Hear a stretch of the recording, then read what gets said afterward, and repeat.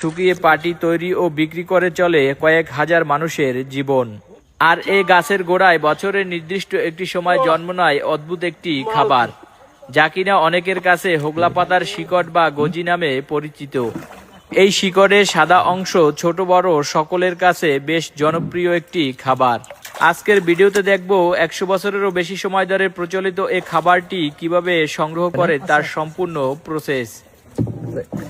এই যে গজিটা আপনারা তুলতেছেন, এটা আপনাদের এই অঞ্চলে কত বছর ধরে খায়? এই ধরেন 500 বছর আগে হইতে। তাই এটা আমার বাপ দাদারা খাইছে, বাপে খাইছে, দাদাই খাইছে, আমরা তার পুচিপোনা আমরাও খাই। আচ্ছা আচ্ছা, এটা কি অন্য অঞ্চলে খায় এগুলো জানে? এগুলো অন্য অঞ্চলে খাই না কি সেটা আমি জানি না, এটা খাইতে খুব স্বাদ।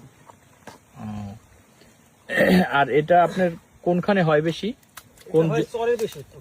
চর মানে বুঝতে পারি নাই। মানে এই খালপাড়ের দিকে একটু হয় বেশি, যে জায়গায় একটু নদীর কিনারার সাইডে, হ্যাঁ, নদীর সাইডে বেশি হয়। জি, আচ্ছা, অনেক স্বাদ এগুলো খাইতে। আজকে আপনি তুলে এগুলো কি করবেন? এগুলো সব লইতাম বাসায়, খাবার জন্য তুলতে আসছেন? সব সব খাবার জন্য তুলতে আসি। আচ্ছা আচ্ছা, অনেক স্বাদ কিন্তু এগুলো, এককাল নারকেলের ফোকরার মতন। তাই যে কেউ খাইতে পারবে?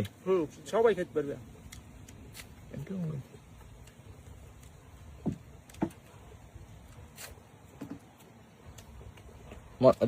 টেস্ট আছে?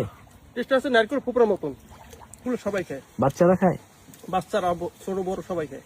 তাই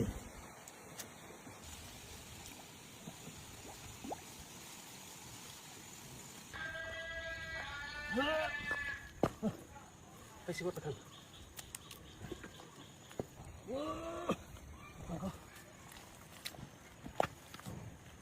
তো অনেক বড় দেখা যাইতেছে।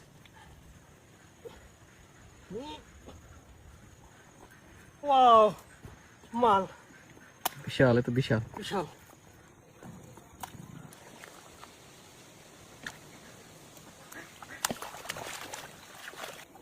আবার সেই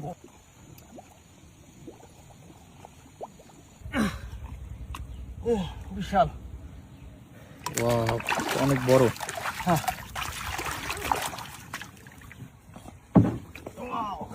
আরে ভেঙে গেছে মাথাটু। এটা তো অনেক বড়। হ্যাঁ, এটা অনেক বড়।